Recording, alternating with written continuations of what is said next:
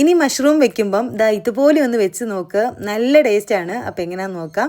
ഞാൻ ചിപ്പിക്കൂണാണ് എടുത്തിട്ടുള്ളത്. നന്നായിട്ട് വാഷ് ചെയ്ത് കുറച്ച് മഞ്ഞൾപ്പൊടി ഇട്ടിട്ട് വെള്ളത്തിൽ കുറച്ച് നേരം ഒന്ന് സോക്ക് ചെയ്ത് വെക്കാം. ഇനി നമുക്കൊരു പാൻ വെച്ച് കുറച്ച് വെളിച്ചെണ്ണ ഒഴിച്ച് കൊടുക്കാം. അതിലേക്ക് കുറച്ച് വലിയ ജീരകം ഇട്ട് പൊട്ടിച്ചെടുക്കാം. ഇനി നമുക്ക് 2 സവാള നീളത്തിൽ കട്ട് ചെയ്തിട്ട് കൊടുക്കണം. ആവശ്യത്തിന് ഉപ്പിട്ട് കൊടുക്കാം. പിന്നെ പച്ചമുളകും ഇഞ്ചി വെളുത്തുള്ളി പേസ്റ്റും കൂടെ ചേർത്തിട്ട് നന്നായിട്ട് മിക്സ് ചെയ്ത് അടച്ച് വെച്ച് വഴറ്റിയെടുക്കാം. ആ സമയത്ത് നമ്മുടെ മഷ്റൂമിൻ്റെ വെള്ളമൊക്കെ കളഞ്ഞിട്ട് ഇതുപോലെ ഒന്ന് ഒന്ന് മാറ്റി വയ്ക്കണം കേട്ടോ. നമ്മൾ കൈകൊണ്ട് തന്നെ ഇങ്ങനെ പിച്ചുമ്പോൾ അങ്ങ് പോരുവേ, ചെറിയ കൂണായതുകൊണ്ട്. എന്നിട്ട് നമുക്കത് മാറ്റി വയ്ക്കാം. ഇനി ഞാൻ പറഞ്ഞില്ലേ ടേസ്റ്റ് കൂടാനായിട്ട് ചെയ്യുന്നത്, ഈ കാഷ്യൂനട്ട് കുറച്ച് ചൂടുവെള്ളത്തിലിട്ട് വെച്ചിട്ട് ഒന്ന് പേസ്റ്റാക്കി എടുക്കണം. ഇതൊഴിക്കുമ്പം നല്ല ടേസ്റ്റാണ് കേട്ടോ ഈ ഒരു മഷ്റൂം കറിക്ക്. അങ്ങനെ അത് പേസ്റ്റാക്കി വെച്ചിട്ടുണ്ട്. ഇനി സവോള വാടി കിടക്കുന്നതിലേക്ക് പൊടികൾ ചേർത്ത് കൊടുക്കാം.